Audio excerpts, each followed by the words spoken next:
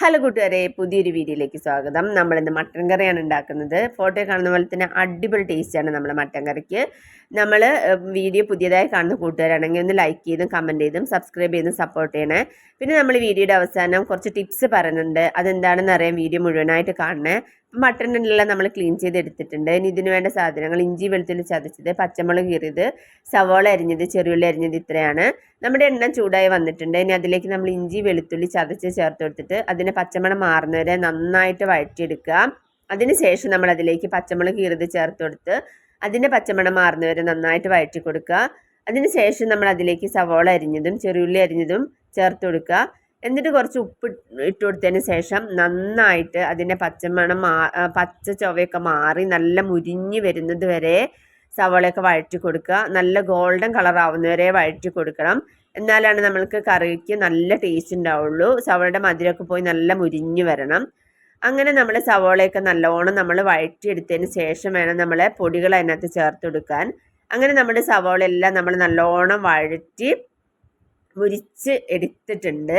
ഇനി നമ്മൾ അതിലേക്ക് പൊടികളെല്ലാം ചേർത്ത് കൊടുക്കാം. പൊടികളൊക്കെ എന്തൊക്കെയാണെന്ന് വെച്ച് കഴിഞ്ഞാൽ മഞ്ഞൾപ്പൊടി, മുളക് പൊടി, മല്ലിപ്പൊടി, കുരുമുളക് പൊടി, ഗരം മസാല, ഇത്രയാണ്.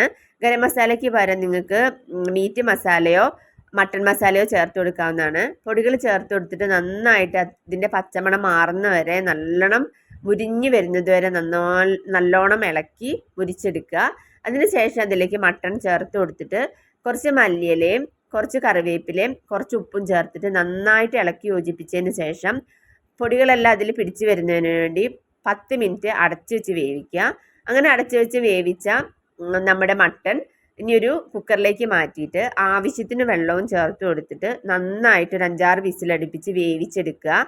അങ്ങനെ വെന്ത് വന്ന മട്ടൺ വീണ്ടും നമ്മുടെ മൺചട്ടിയിലേക്ക് മാറ്റിയിട്ട് തിളപ്പിച്ച് അതിൻ്റെ ചാറ് കുറുക്കിയെടുത്ത് കഴിഞ്ഞാൽ നമ്മുടെ അടിപൊളി ടേസ്റ്റിയായ മട്ടൻ കറി റെഡിയായി. നല്ല സ്പൈസിയാണ്, നല്ല ടേസ്റ്റാണ് ഈ മട്ടൻ കറിക്ക്. ഇപ്പം നമ്മളെ മട്ടൻ കറിയുടെ ടിപ്സ് എന്താണെന്ന് വെച്ച് കഴിഞ്ഞാൽ നമ്മൾ മട്ടൻ്റെ മണം മാറി കിട്ടാനായിട്ട് കുറച്ച് സവോളയും കുറച്ചധികം ചെറുള്ളിയും ചേർത്ത് കൊടുക്കുക. അതുപോലെ തന്നെ നമ്മുടെ മട്ടൻ കറിക്ക് രുചി കൂട്ടാനായിട്ട് പച്ചമുളക് ധാരാളം ചേർത്ത് കൊടുക്കുക. ഒരു 5-6 പച്ചമുളകും അതുപോലെ തന്നെ കുരുമുളക് പൊടിയും ധാരാളം ചേർത്ത് കൊടുക്കുക. അപ്പം നല്ല സ്പൈസി ആയിട്ടിരുന്നാലാണ് നമ്മളെ മട്ടൻ കറിക്ക് നല്ല ടേസ്റ്റ് ഉണ്ടാവുള്ളൂ. അപ്പോൾ ഈ അടിപൊളി ടേസ്റ്റിയായ മട്ടൻ കറി എല്ലാവരും ട്രൈ ചെയ്ത് നോക്കണേ. നല്ല ടേസ്റ്റാണ്, നല്ല സ്പൈസിയാണ്.